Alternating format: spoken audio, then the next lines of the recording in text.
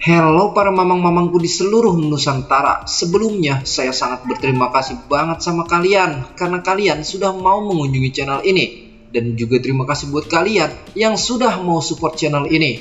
So, langsung aja kita mulai ceritanya. Di chapter 44 sebelumnya kita telah diperlihatkan Raja Kera dan Kera Batu yang akan pergi menantang Dewa Ksitigarbha. Dan di chapter 45 kali ini cerita pun diawali dengan Raja Kera dan Kera Batu yang berjalan bersama-sama sambil tertawa bahagia. Tiba-tiba saja Kera Batu berhenti dan mencium aroma tak sedap. Wukong mengatakan ini adalah kebusukan jiwanya. Terlihat di sini jiwa kehidupan Wukong telah memudar. Dan Wukong pun di sini menancapkan toya emasnya ke tanah. Kera Batu mengatakan, "Hai Raja Kera, jiwamu telah hilang satu." Wukong mengatakan, "Jika kamu tidak datang lebih awal, aku pasti sudah kehilangan jiwaku. Dan aku akan segera menjadi roh busuk." Dengan panik Kera Batu itu pun mengatakan bahwa dirinya akan memberitahu mereka semua. Tapi di sini Wukong mengatakan agar Kera Batu itu jangan melakukan itu. Kera Batu mengatakan, "Tapi bukankah kamu ingin diberitahu?" Dan Wukong di sini mengatakan bahwa semuanya sudah terlambat. Dan tiba-tiba di sini muncullah Adik Niu. Adik Niu mengatakan, "Bagaimana bisa?" Jiuquan mengatakan ini adalah akibatnya dari tidak bisa berjalan melalui jembatan terlupakan. Jiwa akan bernanah dan abunya akan musnah. Adik Niu mengatakan, "Saya mohon bantulah dia. Saya harap Anda bisa membantunya. Jika memungkinkan, saya bersyukur untuk satu kehidupan."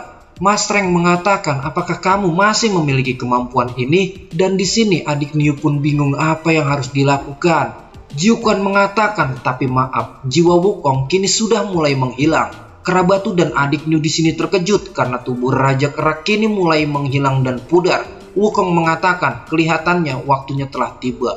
Terlihat di sini semuanya berteriak nama Wukong. Wukong pun terjatuh hingga menjatuhkan juga toya emasnya. Dan kita pun akan dialihkan ke Guan Yin dulu nih, Mam.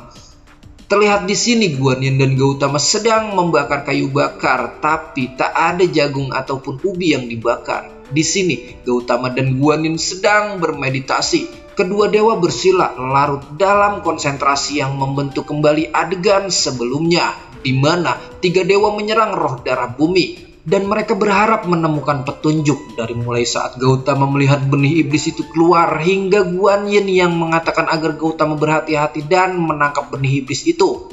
Hingga Guan Yin pun diserang oleh Taisang Laojun. Saat itu juga Guan Yin tubuhnya telah dikendalikan. Guan Yin mencoba untuk minta dibunuh. Gautama mengatakan agar tidak melakukan itu. Benih iblis itu juga mengatakan bahwa jika ingin menyingkirkannya, itu hanyalah bualan. Guan Yin juga saat itu mengatakan agar Gautama dan Taisang Laojun cepat untuk membunuh dirinya karena dirinya merasa sudah tidak bisa mengendalikan dirinya lagi. Saat itu juga Gautama telah menghajar Guan Yin dengan segel emas Budanya. Gautama juga mengingat jelas saat itu dia mengatakan agar jangan membiarkan roh darah bumi membahayakan dunia. Saat itu roh darah bumi mengatakan, "Hai kura-kura tua, apakah kau berani menghancurkanku?" Saat itu juga Taisang Laojun menggunakan pukulan nirwananya. Saat mereka sedang berkonsentrasi, mereka pun sudah berkeringat. Taisang Laojun yang telah melakukan segala banyak hal. Guan Yin mengatakan, "Hai Taisang Laojun, kenapa kau melakukan hal ini?" Hingga saat-saat terakhir Taisang Laojun telah meledakkan dirinya. Dan Taisang Laojun pun tertawa bahagia. Dan mereka pun kini membuka matanya dan mengembalikan konsentrasinya. Gautama mengatakan, "Kapan iblis memasuki esensi sejatimu?" Guan Yin mengatakan, "Tidak, begitu benih roh iblis memasuki tubuhku, Taisang Laojun memaksanya keluar dari tubuhku." Gautama mengatakan, "Aku juga mencari, kecuali ... Gautama mengatakan, "Apakah kamu berpikir begitu?" Guan Yin mengatakan, "Hai Tathagata, Taisang Laojun juga ingin menghancurkan roh darah bumi. Dia tidak segan-segan mengorbankan dirinya sendiri." Gautama hanya merenungi. Gautama mengatakan, "Kamu benar, tetapi telapak tangan benar-benar masuk." Guan Yin mengatakan, "Sudahlah, jangan bicara lagi." Tiba-tiba di sini datanglah seseorang. Orang itu mengatakan, "Tanpa diduga, kalian membuat penilaian yang sangat bodoh. Dia adalah roh darah bumi." Dan kita pun akan dialihkan ke aula kosong dulu nih, Mang, tempat Ksitigarbha berada. Di sini terlihat Wukong yang sudah segar bugar dengan api jiwanya yang kembali menjadi 3. Wukong mengatakan, bukankah itu aula kosong? Jadi ceritanya saat itu Mas Reng telah mengeluarkan jurusnya untuk Wukong saat Wukong sudah tidak berdaya lagi. Mas Reng mengatakan, hai Raja Kera, Samsara Baujan sekarang memiliki nama Anda. Sekarang keluarlah untukku. Dan Wukong di sini membuka matanya. Wukong pun langsung salto. Wukong terlihat sangat senang. Wukong mengatakan, aku tidak bisa memikirkanmu. Ternyata masih ada jalan. Jiukon mengatakan, hai Mas Reng, menggunakan darah dan esensimu sebagai Sun Wukong untuk menulis namamu di cermin. Sambil menutup buku, Mas Reng mengatakan, hai Jiukon, ketika kamu masih muda, kamu tidak seperti ini. Di sini Wukong mengatakan, kenapa kamu ingin membantuku? Mas Reng mengatakan, hanya satu alasanku. Aku berpikir kalau kamu bukanlah orang yang jahat. Sambil menggenggam erat tongkatnya, Wukong mengatakan, aku akan memberimu keadilan. Mas Reng mengatakan kepada Wukong, hai Raja Kera, waktumu terbatas. Wukong mengatakan, aku tahu Jiuquan pernah membantuku terakhir kali. Dia memberiku waktu 24 jam. Mas Reng mengatakan, bagaimana bisa selama itu? Kamu hanya memiliki waktu 3 jam. Wukong pun di sini sedikit sebal karena dirinya hanya memiliki waktu 3 jam. Mas Reng mengatakan kepada adik Niu, hai adik Niu, tidakkah kamu memiliki sesuatu untuk dikatakan kepada Raja Kera?